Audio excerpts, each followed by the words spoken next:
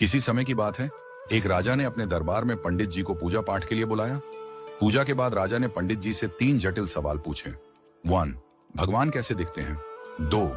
भगवान कहां तक देख सकते हैं? 3. भगवान क्या करते हैं?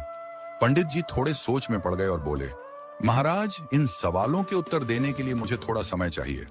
राजा ने उन्हें 1 महीने का समय दिया। पंडित जी घर लौट आए, लेकिन कई दिनों तक उत्तर नहीं सूझा। उनकी परेशानी देखकर उनका बेटा बोला, पिताजी, आप क्यों चिंतित हैं?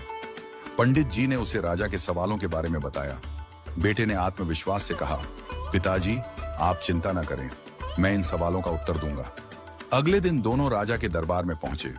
राजा ने पंडित जी से पूछा, पंडित जी, आपने मेरे सवालों के जवाब खोज लिए?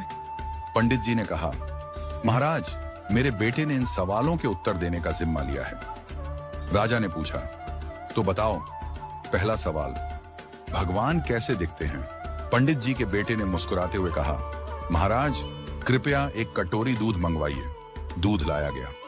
लड़के ने उसमें अपनी उंगली डालकर घुमाना शुरू कर दिया। राजा ने चौंक कर पूछा, ये क्या कर रहे हो? लड़के ने शांत स्वर में कहा, महाराज, क्या आपको इस दूध में मक्खन दिख रहा है? राजा ने सिर हिलाया और कहा, नहीं।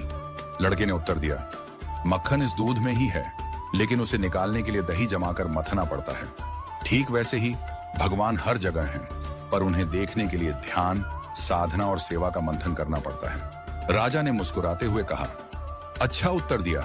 अब बताओ, भगवान कहां तक देख सकते हैं? पंडित जी के बेटे ने कहा, महाराज, कृपया एक दिया मंगवाइए और उसे जलाइए। दिया जलाया गया और उसकी रोशनी चारों ओर फैल गई। लड़के ने पूछा, इस दिए की रोशनी कहां तक जा रही है? राजा ने कहा, यह तो पूरे कमरे में फैल रही है। लड़के ने उत्तर दिया, ठीक वैसे ही भगवान की दृष्टि की कोई सीमा नहीं है।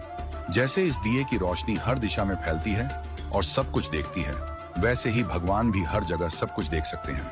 राजा ने संतुष्ट होकर कहा, बहुत अच्छा उत्तर दिया। अब बताओ, भगवान क्या करते हैं? पंडित जी के बेटे ने मुस्कुराते हुए कहा, महाराज, कृपया कुछ देर के लिए अपना सिंहासन मुझे दे दीजिए और आप नीचे बैठ जाइए। दरबारियों में खुसर पुसर होने लगी, पर राजा को जिज्ञासा थी, इसलिए उसने उसे सिंहासन पर बैठने की अनुमति दे दी। लड़का सिंहासन पर बैठकर बोला, महाराज, अब देखिए, अभी तक आप राजा थे और मैं आपकी प्रजा था, लेकिन अब मैं राजा हूं और आप मेरी प्रजा हैं। यही भगवान की लीला है। भगवान जिसे चाहते हैं उसे ऊंचाई पर बिठा देते हैं और जिसे चाहते हैं उसे नीचे उतार देते हैं। यही उनका काम है। राजा यह सुनकर चकित रह गया। उसने पंडित जी और उनके बेटे की चतुराई की सराहना की और उन्हें ढेरों उपहार दिए। राजा ने कहा, आज तुमने मुझे भगवान की शक्ति, दृष्टि और कार्यों का गूढ़ रहस्य समझा दिया। इस घटना के बाद राजा ने विनम्रता और सेवा का भाव अपनाया, क्योंकि वह समझ गया था कि भगवान हर जगह हैं और हर रूप में विद्यमान हैं।